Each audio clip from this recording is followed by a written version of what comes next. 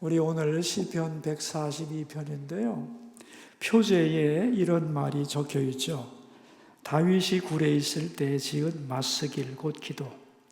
다윗이 굴에 있을 때 지은 기도다 이런 얘기인데, 성경에 보면은 다윗이 굴 속에 있었을 경우가 몇 번 있었느냐? 성경에 나온 건 2번입니다. 2번.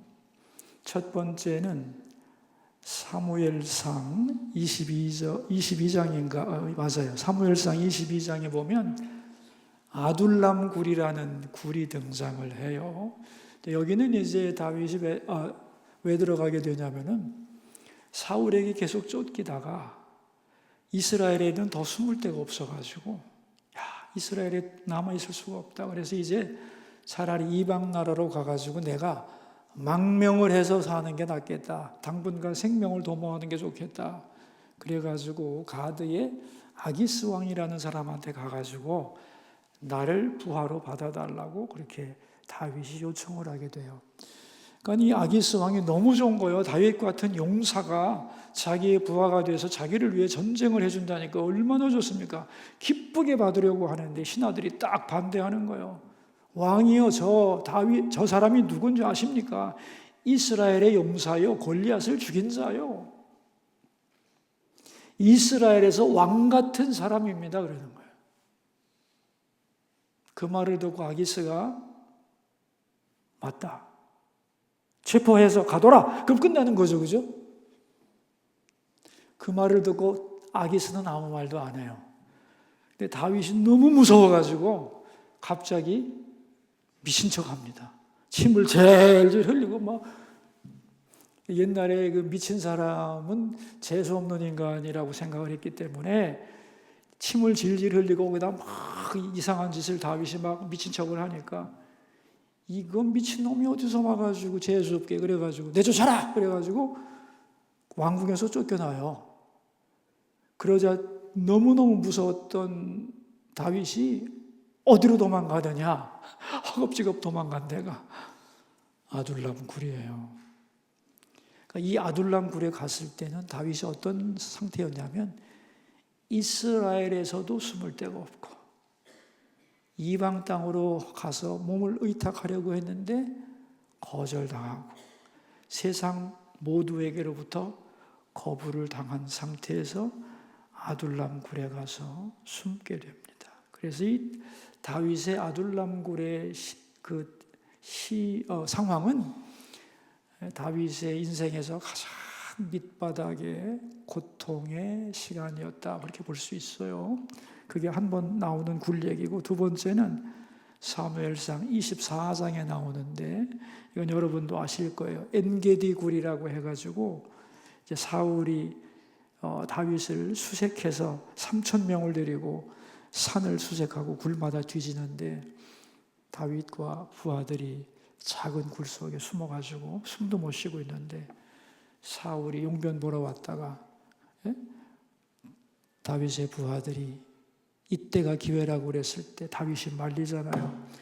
여호와의 기름 부은 자를 해하는 것은 여호와의 뜻이 아니다 그래가지고 옷만 살짝 베고 돌아가는, 그게 이제 엔게디 굴에서의 일이었습니다.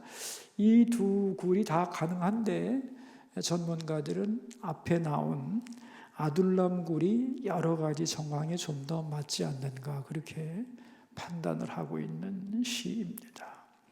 오늘 본문은 인생의 막다른 골목에서 다윗이 보여주는 영성이 무엇인가에 대하여 아주 잘 보여주고 있습니다. 여러분, 영성이라는 말 많이 들어보셨잖아요. 영성이 뭐예요? 영성. 그 사람이 하나님과 맺는 관계, 그게 그 사람의 영성이에요. 간단하게 말하면 그러니까 내가 세상과 하나님과 어떤 관계를 맺고 있느냐가 나의 영성이다, 그렇게 생각하면 되는 겁니다. 자, 지금 다윗의 심정이 어떠하냐 하면은 1절을 보면 1절에 나오죠. 내가 소리내어 여호와께 부르짖으며 소리내어 여호와께 간구하는도다 그랬어요. 이 답답한 심정과 상황 속에서 다윗이 할 수 있는 게 아무것도 없어요. 그죠? 기도 외에는 없어요. 기도 외에는 없는데 여기 뭐라고 그랬냐면 부르짖어 기도한다고 그랬는데 여러분 굴 속에서 부르짖어 기도할 수 있겠어요? 이건 마음의 문제입니다. 도망자가 어떻게 굴에서 소리를 지른단 말이에요? 소리 못 질러요. 마음으로는 소리를 지르겠지. 그러니까 여기서 부르짖었다는 것은 큰 소리도 못 내고 마음으로만 간절히 주야 이런 거겠지. 그래도 굴 속에서 그렇게 소리를 냈으면 굴이 울리잖아요. 조그만 소리만 해도 웅웅 울리는데 거기서 다윗이 소리를 죽이면서 그 부르짖는 그 간절함은 굴 속에서 울려가지고 동굴 내에 그 소리가 가득 퍼지면서 그의 절규는 정말로 처절하고 그리고 하나님을 향한 정말 처절한 기도와 눈물이 아니었겠나 이렇게 우리가 생각할 수가 있는 거죠. 여기 2절에 보면 이런 말씀을 합니다. 내가 내 원통함을 그의 앞에 토로하며 내 우환을 그의 앞에 진술하는도다. 너무너무 원통한 거예요. 그래서 원통함을 토로하는데 이 토로라는 말이 샤파크인데 물처럼 쏟아놓는다. 마음을 다 하나님 앞에 쏟아놓는 거예요. 그리고 나의 우환, 내가 당하는 이 환난에 대하여 하나님 앞에 다 이렇게 내가 힘들다고 다 이렇게 억울한 일을 당했다고 하나님 앞에 설명을 하고 있는 겁니다. 그런데 여기서 이제 주의해야 될 것은 뭐냐 하면은 지금 사울 때문에 인생 망한 거잖아요, 사실은. 그죠? 근데 이 사울에 대해서 사울이란 말도 하지 않고 사울과 맞서지 않고 있다는 거예요. 당사자가 다시 말하면 다윗에게서 지금 가장 괴롭힘을 주는 사람이 사울인데 지금 다윗은 사울을 향하여 말을 하고 있지 않다는 거예요. 그죠? 누구에게 말하고 있는 거예요? 자기 마음을 쏟아놓을 대상을 하나님으로 잡았잖아요. 그죠? 그죠? 사울을 상대하지 않는 거예요, 지금. 어떤 의미에서는 사울을 무시하고 사실은 사울에게 내가 죽을 고생 사울 때문에 하는 건데 나는 지금 어디다 대고 호소하는 거예요? 하나님을 향하여 쳐다도 안 보는 거예요, 지금. 하나님을 향하여 나의 당사자인 하나님께 지금 부르짖어 기도하고 있는 겁니다. 그게 독특하다는 거예요. 그런데 성경에 보면은 이 탄식하는 기도가 대부분 다 이 패턴을 밟고 있습니다. 사무엘상 1장을 보면은 한나라는 여자 나오죠. 사무엘을 낳기 전에 그 여자가 한나가 아기를 못 낳았잖아요. 그죠? 그래서 마음이 괴로웠는데 옆에서 한 여자가 있었잖아. 그 분인나라고 하는 둘째 마누라가 말이야. 박박 긁었잖아요. 그죠? 애도 못 낳는 아무개가. 이러니까 이제 그게 격동되었다 그래요. 격동이 되었다 그래서. 한나가 그야말로 꼭지가 돈 거죠. 그죠? 그런데 그 다음에 보면은 한나가 이제 분인나를 찾아가가지고 머리챙이를 이렇게 끄들었느냐 그런 얘기가 있어요? 못 봤죠? 없어요. 그 원통함을 어디다가 호소했어요? 하나님 앞에 가서 자기의 마음을 토로했어요. 토로. 또 하나는 뭐냐면 상대를 안 했고요. 하나님에 가서 토로한다고 해서 저 인간을 저주했나? 저주도 안 했어요. 다윗도 마찬가지입니다. 사울을 상대하지 않고 하나님을 상대하고 사울을 죽여달라고 저주하거나 원수 갚아달라고 하지도 않았어요. 하나님만을 관계의 대상으로 삼았어요. 이게 이제 우리하고 다른 거죠. 여러분 이런 말 들어보셨죠? 종로에서 뺨 맞고, 그죠? 뭐 어디든지 아무튼 한강에 가서 뭐 분풀이를 하든 뭐 그런 말 들어보셨잖아요. 그죠? 이게 이제 좋은 뜻이 아니잖아요, 사실은. 그죠? 여기서 뺨 맞고 여기서 화를 내. 그런데 영성에 있어서는 그렇게 해야 돼요. 신앙적으로는. 사울 왕 때문에 화가 났는데 사울에게 다가가서 끝장을 보려고 하질 않아요. 하나님께 마음을 쏟아놓습니다. 이게 영성의 1단계예요. 영성의 1단계.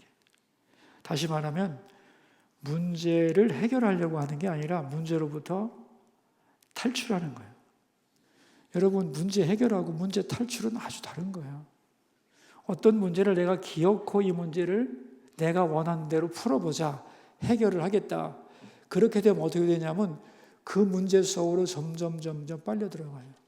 늪이야, 늪. 빨려 들어가고 그 문제를 보다 보면 내가 나하고 하나님을 못 보게 돼요.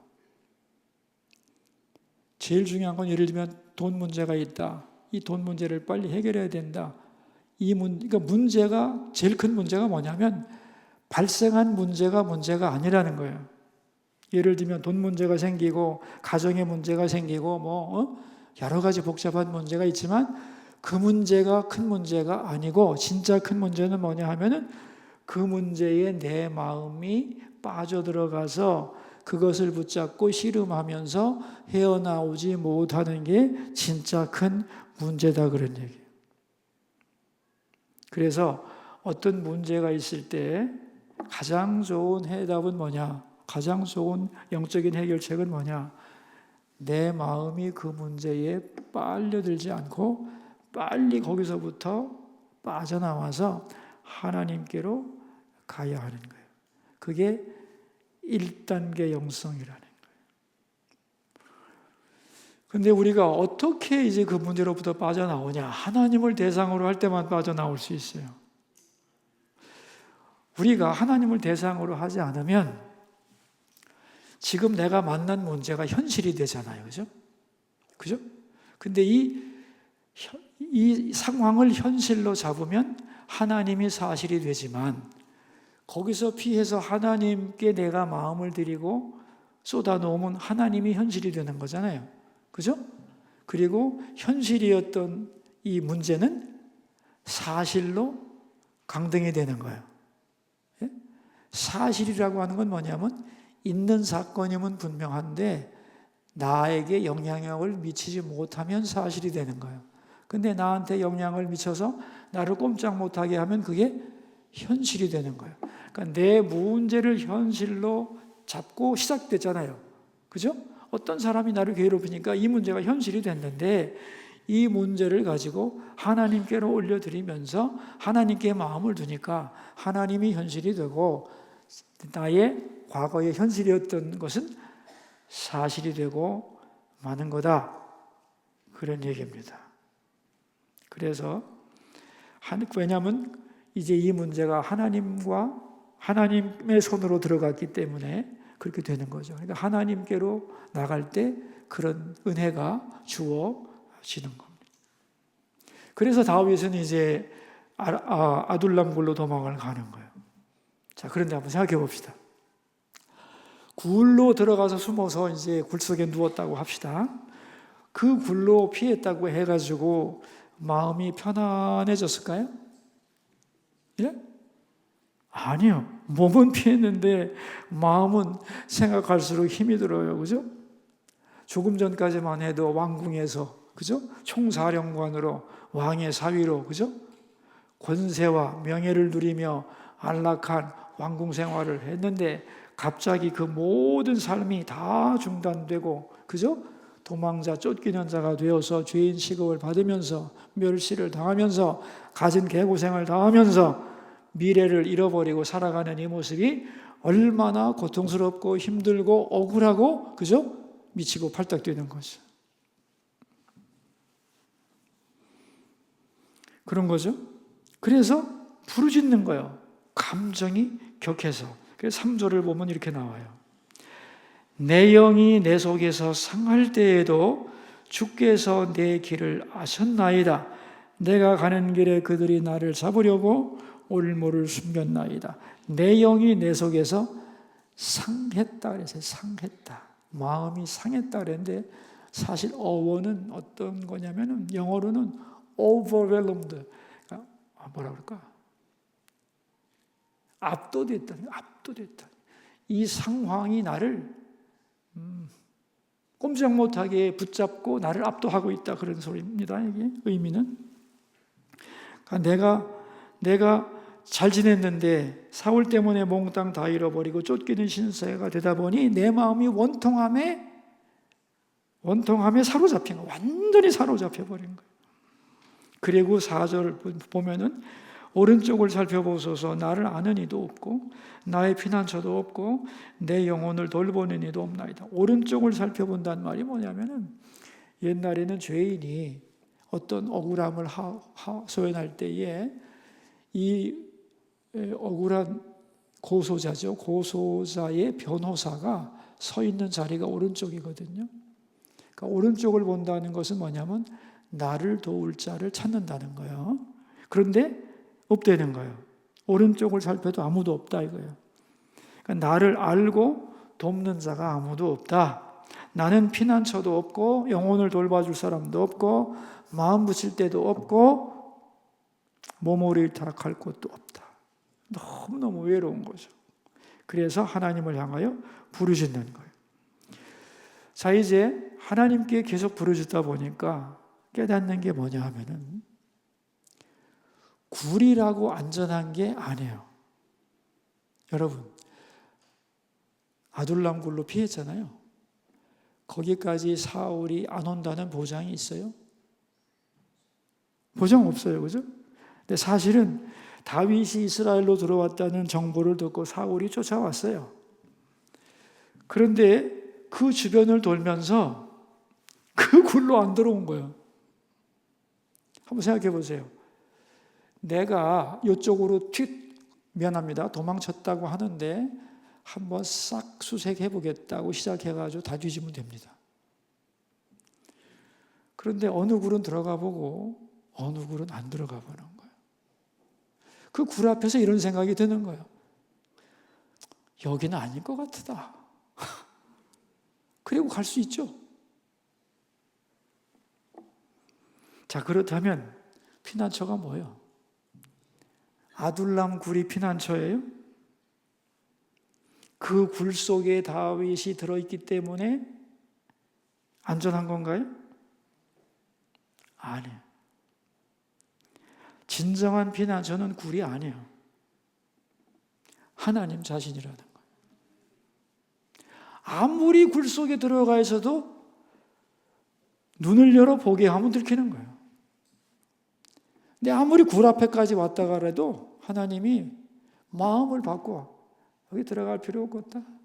그리고 가면 굴 속에 들어있기 때문에 피난한 거예요. 하나님이 피하게 해준 거예요. 하나님이 피하게 해준 거예요. 지금 그 얘기하고 있는 겁니다. 굴 속에서 그가 느낀 거예요. 굴이라서 내가 피난하고 안전한 게 아니라 나는 굴에 있어도 그게 진정한 피난처가 아니고 하나님이 나를 다시 말하면 보호해 준 거죠. 하나님이 나의 피난처다. 그렇게 고백하는 거예요. 하나님이 나의 진정한 피난처입니다. 라고 고백하는 게 형성의 2단계입니다. 여러분, 안전하려면 어디로 숨어야 되겠어요? 네? 아주 발견하기 어려운 입구가 애매한 굴 속으로 숨으면 안전하겠어요? 아닙니다. 그 CCM 중에 주의 이름 송축하리 뭐 이런 노래 있잖아요. 주님의 이름은 강한 송루 그곳에 달려가 안전 그렇게 되는 거죠. 그죠? 어디로 가야 안전한 거예요? 아무리 굴이 많고 비밀 아지트가 있고 그런 데로 들어간다고 안전해지는 거는 아니에요. 그거는 겉보기에는 피난처가 될 수 있지만 진정 내가 피할 곳은 어디라고? 하나님이라는 거예요. 그 다윗이 고백을 하는 거예요. 그래서 이 5절에 보시면 이게 엄청난 반전인데 이렇게 나오잖아요. 5절 여호와여 내가 주께 부르짖어 말하기를 주는 나의 피난처시요 살아있는 사람들의 땅에서 나의 분기시시라 하였나이다. 이제 비로소 하나님이 피난처라는 고백을 하게 되는 거예요.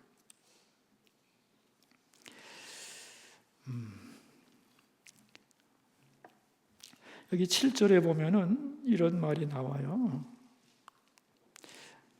한번 읽어봅시다. 내 영혼을 옥에서 이끌어내사 주의 이름을 감사하게 하소서. 주께서 나에게 갚아주시리니 의인들이 나를 두리리다. 내 영혼을 옥에서 이끌어내사 그랬죠. 지금 다윗의 마음은 지금까지 감옥에 갇혀 있었다는 거 아니에요? 그죠? 그럼 어떠한 감옥에 갇혀 있었던 걸까요? 무엇에 갇혀 있었을까요? 자기가 지금까지 누렸던 왕궁의 삶에 마음이 갇혀 있었던 거예요. 명예롭고 풍요롭고 안락한 그 삶에 다윗의 마음이 거기가 있었던 거예요. 그러니까 왕궁을 피난처로 삼았던 거죠. 처음에는. 자기 마음을 거기에 주었던 거예요. 근데 하나님이 그걸 원하셨느냐? 아니에요. 다윗이 왕궁에서 왕궁의 마음을 두기를 하나님은 원치 않으셨어요. 다윗은 신앙적으로 더 성장해야 하고 세상을 더 배워야 하고 이스라엘 왕으로서의 막중한 사명을 감당하기 위해서는 더 많은 훈련을 받아야 했어요. 그래서 그의 삶을 흔들어 버립니다. 그 속에서 그는 배웠던 거예요. 내가 마음을 어디에 둬야 했는지. 자기도 모르게 우리는 편안하고 안락한 환경이 오면 그것이 나의 당연한 권리라고 생각하고 거기에 마음을 두고 거기서 평안하게 지내고 싶은 거죠. 그죠? 그런데 그것이 끊어지면서 나의 모든 걸 다 잃었다 생각하고 원통해하고 빼앗겼다고 분노했던 거죠. 사실은 그게 자기가 머물 곳이 아니었던 거예요. 그죠? 내가 있을 자리라고 왕궁을 생각한 거잖아요. 거기에 마음을 두었기 때문에 그걸 뺏겼을 때 원통해한 거잖아요. 그죠? 사실 거기는 나의 자리가 아니었는데. 여러분, 하나님이 주셔야 그게 나의 자리고 나의 일터고, 그죠? 내 것이지. 그렇지 않아요? 그래서 이제 다윗은 뭘 느꼈냐면은 하나님이 나의 분깃이라는 걸 이제 느끼게 되는 거죠. 여러분, 분깃이라는 게 뭐예요? 하나님이 내게 주신, 하나님 자신이 하나님이 자신을 나에게 줬다는 거잖아요. 지금까지 다윗은 자기의 명예와 지위와 이런 것들이 자기의 분깃이라고 생각한 거죠. 그런데 다 잃고 나니까 아니었다는 걸 깨닫는 거죠.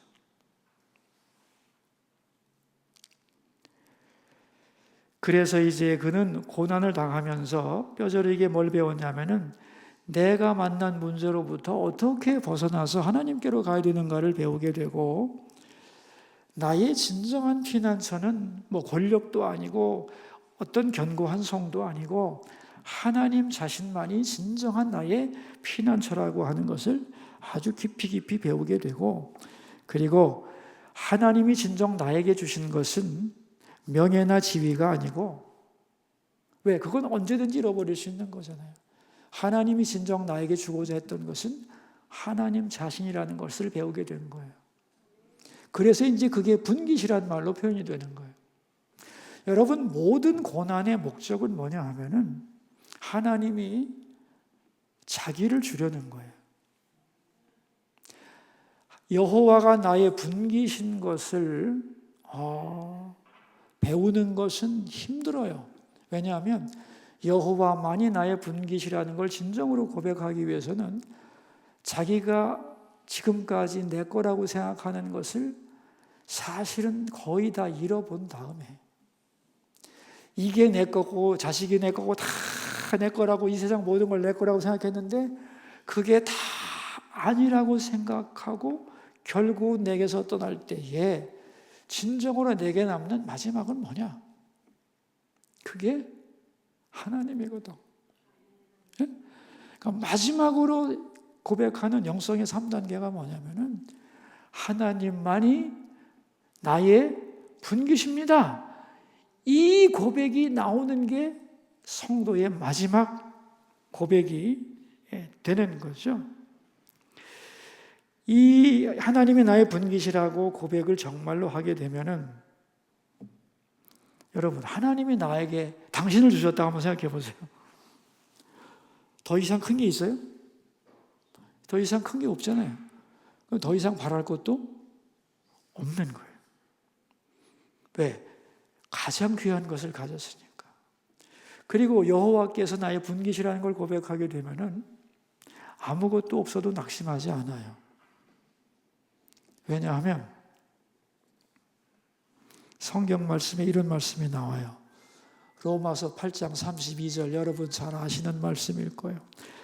자기 아들을 아끼지 아니하시고 우리 모든 사람을 위하여 내어주시니가 어찌 그 아들과 함께 모든 것을 우리에게 은사로 주지 아니하시겠느냐.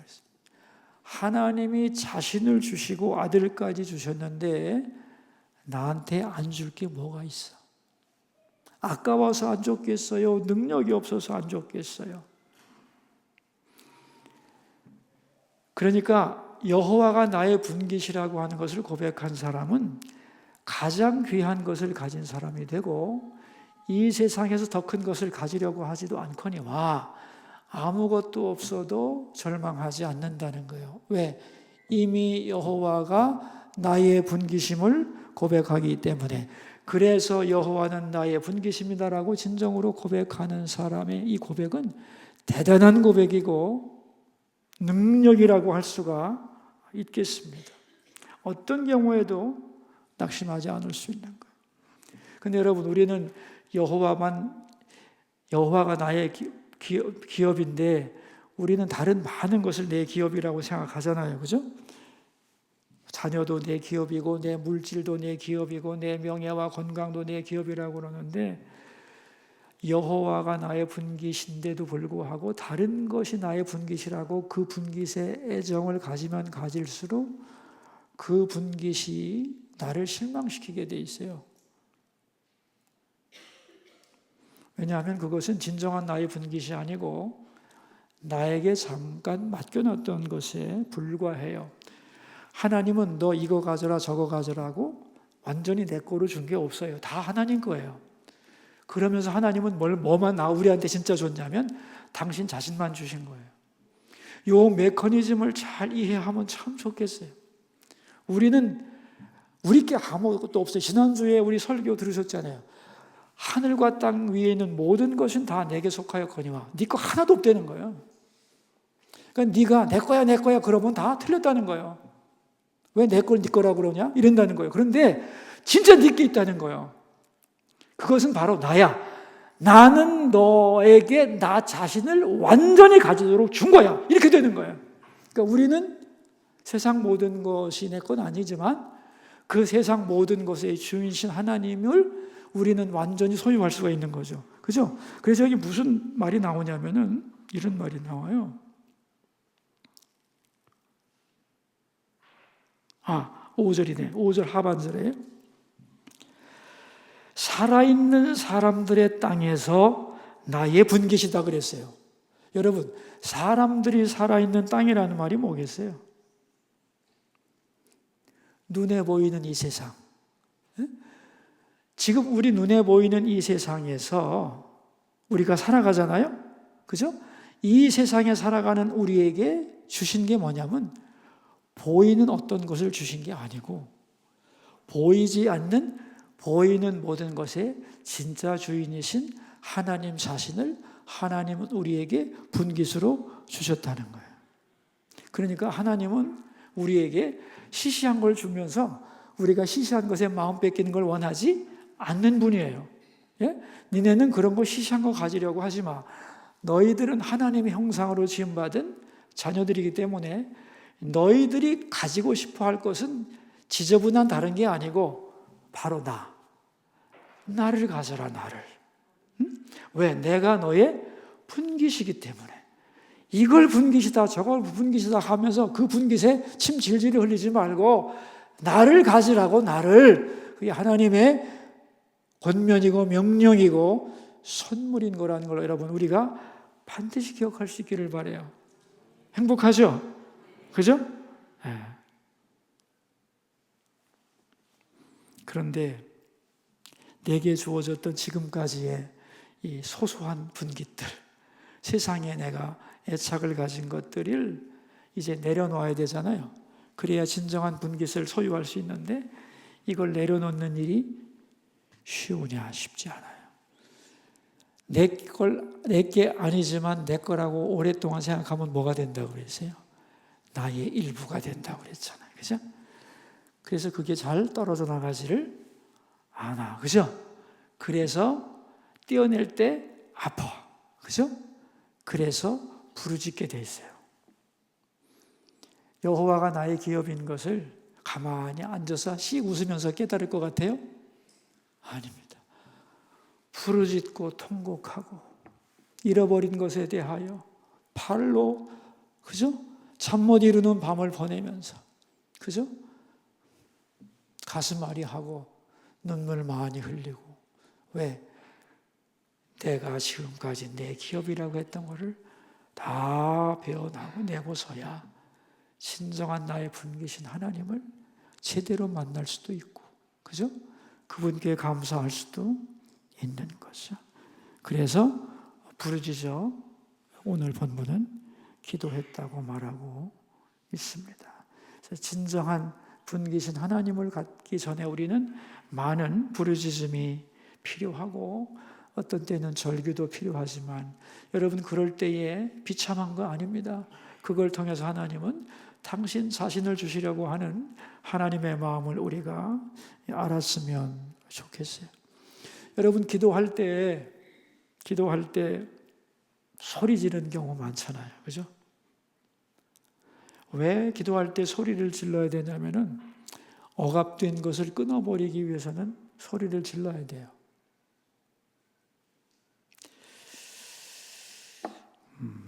그러니까 소리를 지르지 마라. 소리 지르는 기도를 되게 싫어하는 교인들도 있어요. 근데 그러면 안 돼요. 뭔가를 끊고 새로운 도전을 하는 사람들에게는 부르짖는 기도가 꼭 필요해요.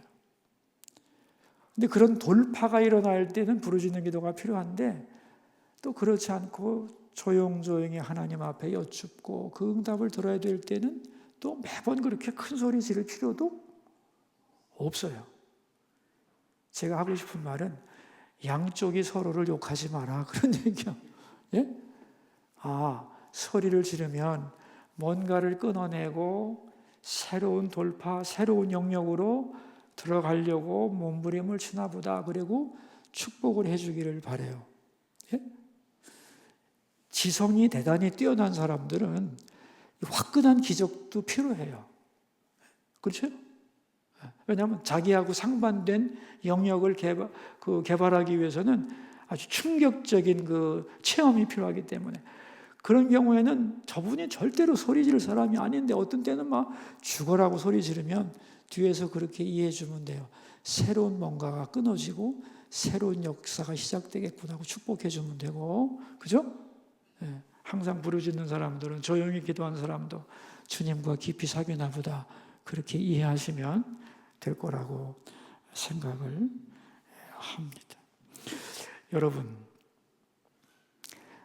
다윗이 시편 16편에서 이런 말을 했어요. 주밖에는 나의 복이 없다 하였나이다.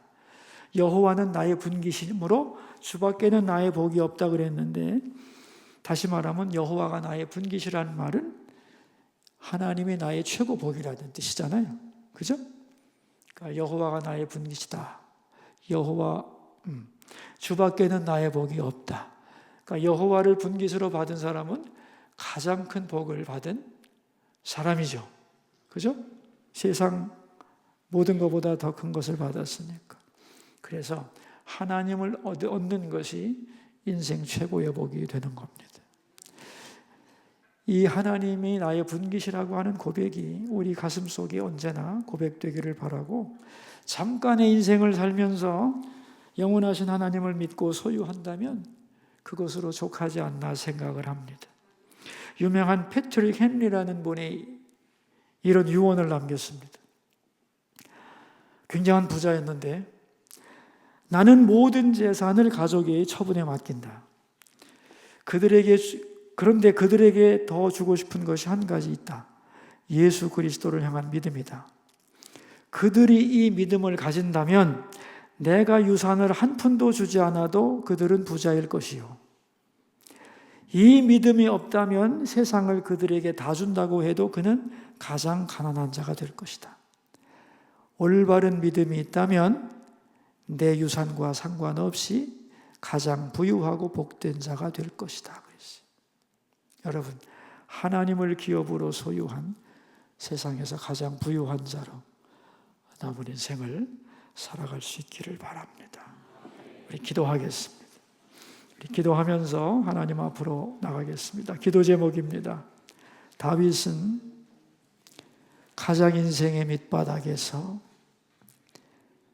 그 많은 문제 앞에 섰을 때 나를 힘들게 하는 그 사람이나 사건을 바라보지 않고 그 문제를 하나님께로 가지고 갔습니다.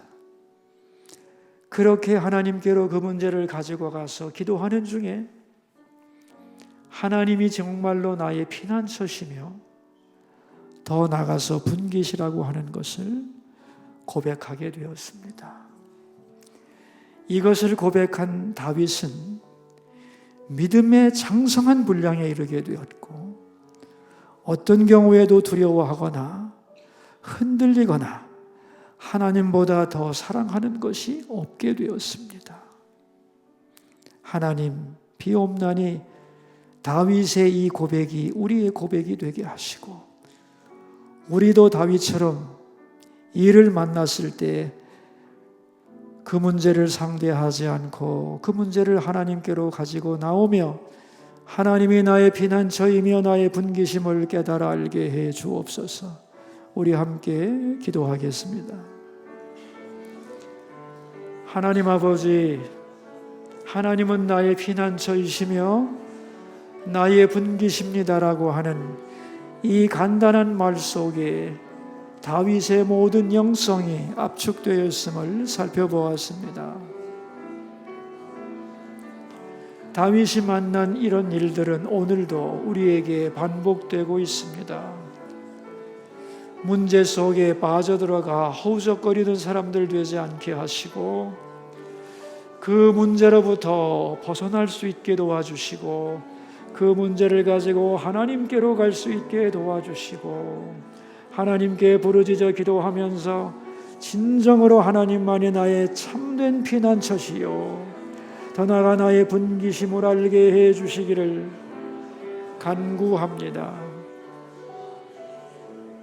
하나님 아버지, 다음 주에는 전교인 찬양제가 있습니다. 잘 연습하게 하시고, 연습하는 과정도 각자의 고백이 되게 하시고, 그리고 교구와 지역이 함께 만나는 아름다운 만남을 허락해 주시고, 오늘 3교구 2구역 이 지역이 특성했습니다. 사랑하는 자녀들 더욱 하나님을 찬양하며 여호와 하나님을 피난처로 분깃으로 고백하며 살아가는 행복한 믿음의 사람들이 다 되게 하여 주옵소서. 존귀하신 우리 주 예수 그리스도의 이름으로 기도하옵나이다. 아멘.